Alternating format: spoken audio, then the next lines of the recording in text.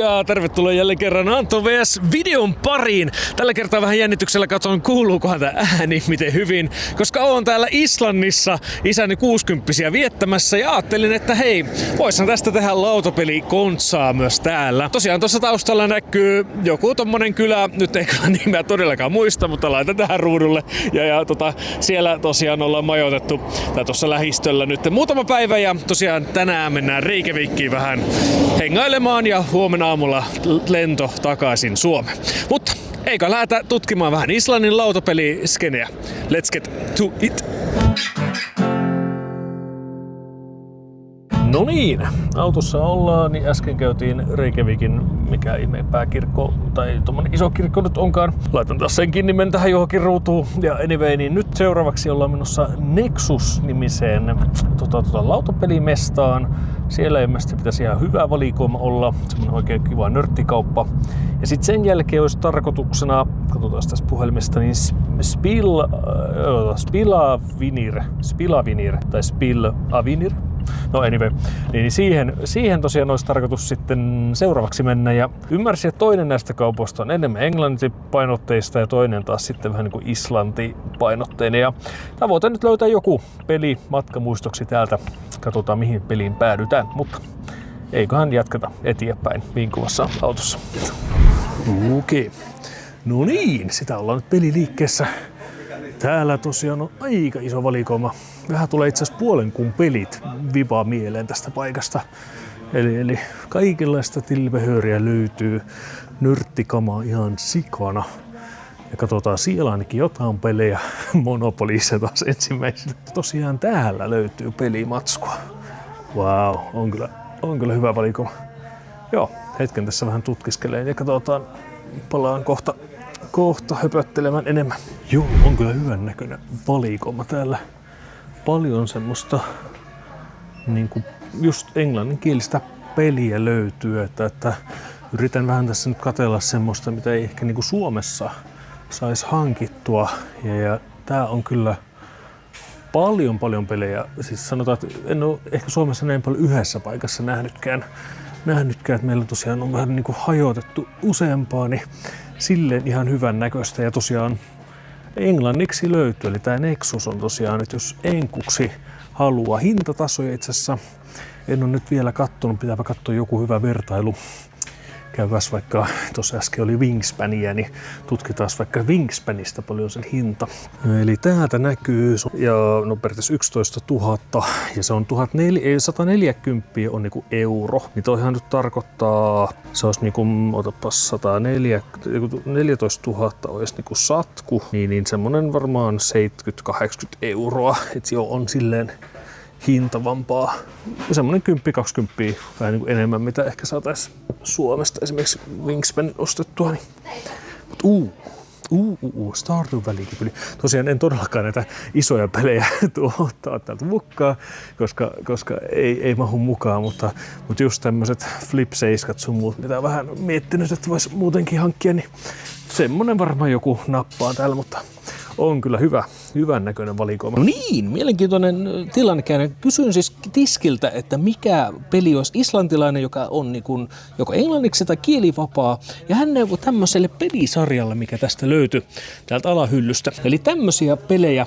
Kaveri sanoi, että tuo Runir on vähän huono hänen mielestään, mutta nämä pari muuta on ilmeisesti ihan hyviä. Nimenomaan islantilaista teemaa.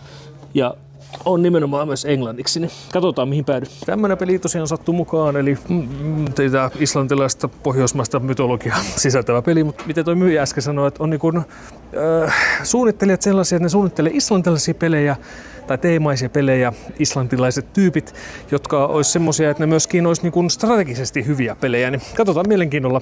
Oli silleen kiva rehellinen myyjä tuossa paikassa, eli jos kiinnostaa, niin suosittelen lämpimästi Nexuksen myymälä, tommonen ihan alakerta täynnä nörttikama.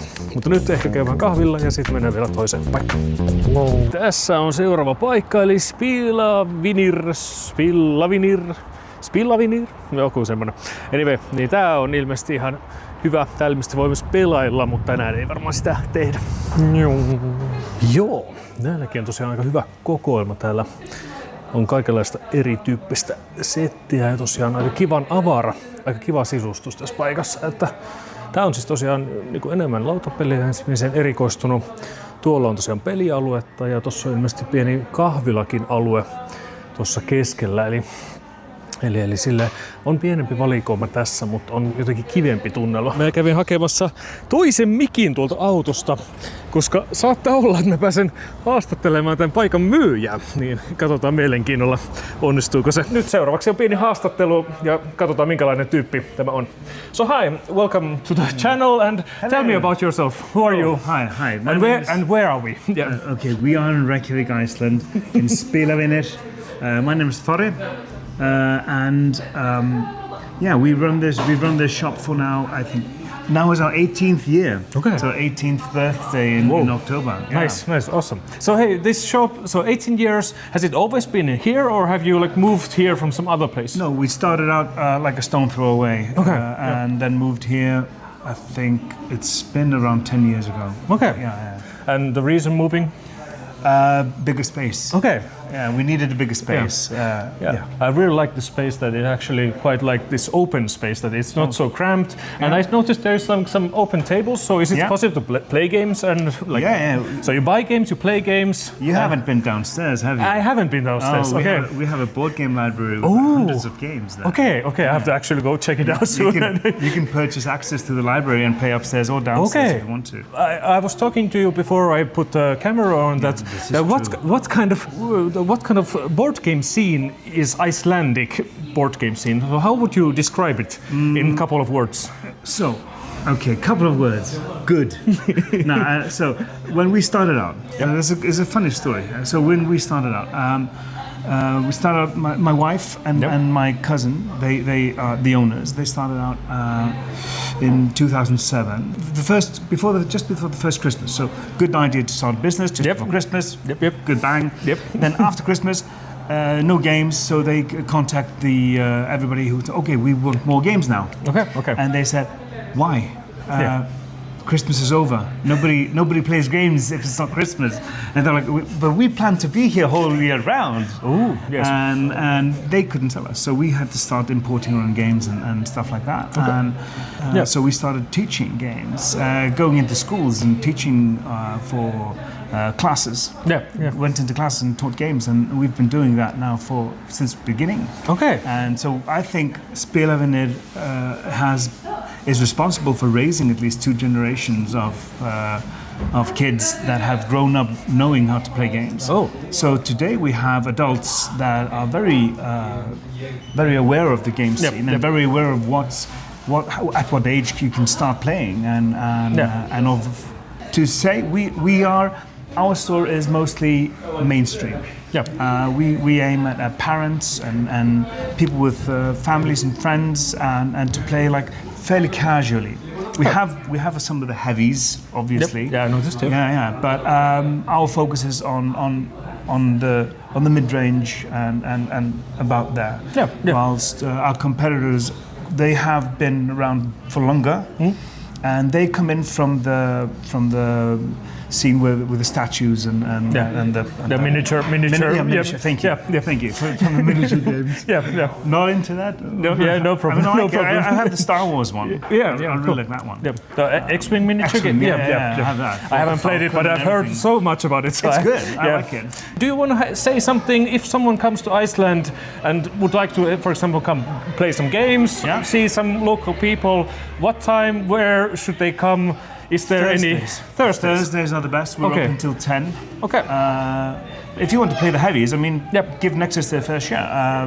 They have open game nights as well, and I think they're open more often than we do. Yep. They do not have beer. Yeah, okay, well that's a benefit that should be taken into account. Not great sandwiches. Yes, well, true. But I think you can bring your own food there. Yeah. Is there a problem in the if you don't know like Icelandic? Probably, like you said that you translate things into Icelandic, but are there usually these like English games that you might be playing in these? Now where was I? Okay, I just lost my train of thought. But translating and English speaking, yeah. So something. So if you would have a person come here, they don't know Icelandic, they are a bit afraid that if they come here, do they have to come to some language course before they can come play in the games?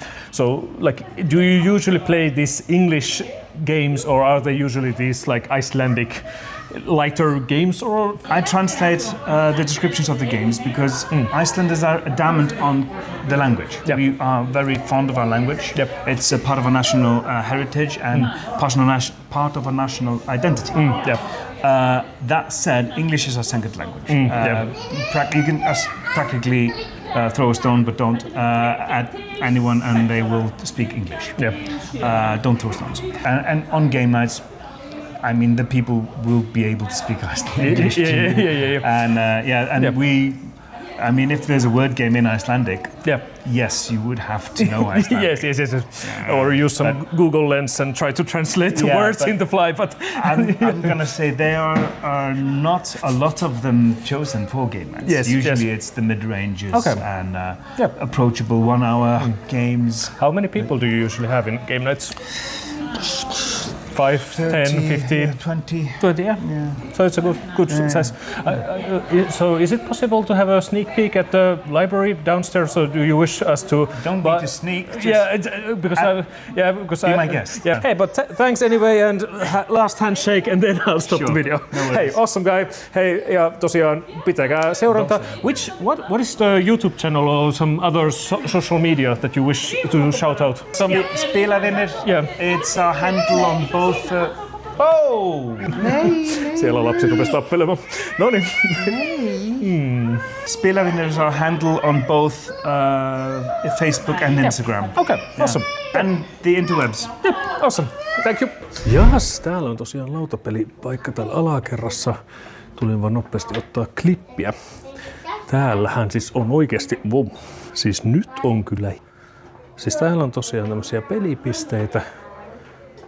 On tosiaan lautapeli, siis oikeasti tämmönen lautapeliluola. Aika hauska sisustustyyli. Ja täällä on tosiaan siis juomiakin mahdollista saada. Eli periaatteessa niinku pelikahvila, mutta tämmönen lautapelipaikka. Täällä on tosiaan lasten pelejä ja aikuisten pelejä, mitä löytyy pelattavaksi. Ja torstaisin, kun on yleiset peli-illat, mutta tänne kun mä muutenkin voi tulla pelailemaan. Siinä oli tosiaan 2 lautapelimestaa täältä. Nämä on ilmeisesti ne tosiaan ne isoimmat. Tää on siis, Nexus on tosiaan tällään kiteytettynä, niin se paikka, jos haluat moderneja, tai ei moderneja, vaan siis raskaampia lautapelejä, pikkasen myös edullisemmalle hinnalla. Ja sitten tosiaan toi Spilvavir, tai mikä nyt lausuttunakaan on, niin niillä on tosiaan tämmöistä niinku paikallisempaa ja perheystävällisempää materiaalia. Löytyy myös englanniksi aika paljon tuolta. Ja tosiaan otettiinkin tämmönen mystinen islantilaisia sananlaskupeli, mikä otettiin tosiaan mukaan tuolta. Tuolla on myöskin hieno pelipaikka alakerrassa, joka löytyy ilmeisesti Nexuksellakin, että siellä on myös pelipaikka, mutta sitä en tosiaan niin äkkiseltään löytänyt ja vaikutti muutenkin kotoisammalta tää paikka. Eli hauskat 2 mestaa löytyy ja ymmärsin tosiaan, että tämän lisäksi ei hirveästi ole muuta. Jahas, editori Anton tässä. Pikkasen virheellistä tietoa annoin äskeisessä videossa, eli on itse asiassa muuallakin pelejä, mutta ne oli aika jännissä paikoissa. Siis siellä oli paikallinen vähän niin kuin Prisma, jossa oli pelejä, oli myöskin vähän niin kuin paikallisessa suomalaisessa kirjakaupassa pelejä, mutta se mikä yllätti, niin oli Elko, joka on siis paikallinen gigantti, niin sieltäkin löytyi muutamia pelejä, eli aika jännissäkin paikoissa, mutta just nämä harrastepelikaupat, niin selkeästi nämä 2 on ne parhaimmat. Aika tajunnon räjäyttö juttuhan oli tämä, että toi oli niin kivan avoin kertomaan asioistaan tämä Spelavinnerin myyjä, eli suuri kunnioitus hänelle ja katsotaan, jos hän vaikka tätä videota katsoo, niin terve vaan. Tekstitykset tosiaan varmaan auttaa sinua ymmärtämään tätä videota. Mutta joo, nyt lähdetään takaisin ja katsotaan, mitä vielä Anton menneisyydessä höpöttelee. Mutta nyt mä lopettelen tätä videota ja lähdetään myös nauttimaan iltaa ehkä uimisen merkeissä ja muutenkin. Niin ei muuta kuin, että moro! Moro!